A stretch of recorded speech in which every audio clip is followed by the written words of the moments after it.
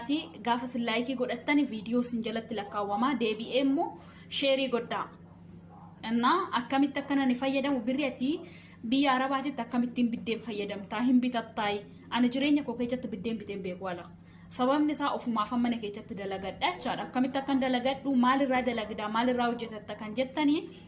qamadiin adiin ni jira qamadii gurraattiin hin jira daakuun saatillee akkasuma ni jira madaamota keessaniin yoo ala baatanii wajjiniin bituu baattanii naabiti jechuun hin dandeechanii jechaadha maaliif tiin asmar tiin abiyaatiin qamadii adiidha tiin asmarini qamadii gurraattiidha jechaadha daakuu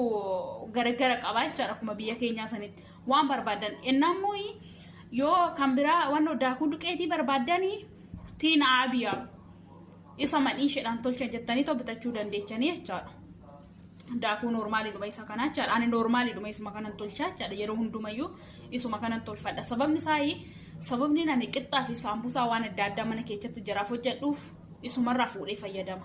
baay'isnee binna waan ta'eef jechaadha isumarraa fuudhee biddeen tolfadha isaan dursa ingilfattuu erga ingilchitanii raawwattanii abidda jala xiqqeeffattanii akkaataa kanatti misii gootu jechaadha abidda jala xiqqeessitanii qazzattanii misii godhattu sun jettanii innammoo maali dubartii taate biddeen alaa bitattu hin mortumoo maali dubartii biddeen alaa bittu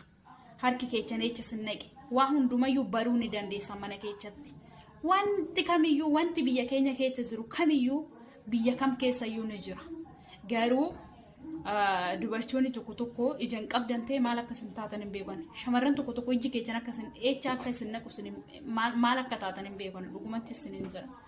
maaliif jennaani maaliif dalagachuu dadhabdu innammoo nuyi mana madaamii keessatti duune madaamiin keenya nyaata nu kennitu nu dhoowwatti isin siraata godhadhaa bilbila irraa gadi taati siraata godhadhaa hojii madaamotaa seeran hojjedhaa innaa hojii madaamii yoo fixxee waan barbaaddu hojjetatte sin dhoowwartu ishiin maaliif jennaanini fuula tole mana namaa keessa gaafa hojjettan fuula tola gaafa fuula toltanii isaan fuula sinitti hin badan giseesin fuula baddanii kan madaamonni fuula sinitti baddu maaliif fuula baddu sin fuulan badinaati siraatan hojjedha mana namaa keessa waan jirtaniif jechaadha ilmi namaa mana namaa keessa yoo hojjetu siraatan hojjeta bilbilatti hin fiiginaa maali yeroo keechanu yoo madaamii keessa faana guddan ani irra caala dhugaa bilbilatti amma barbaade tiktoka kanatti yoo fayyadameyyuu yeroo ko madaamii koo wajjiniin anguba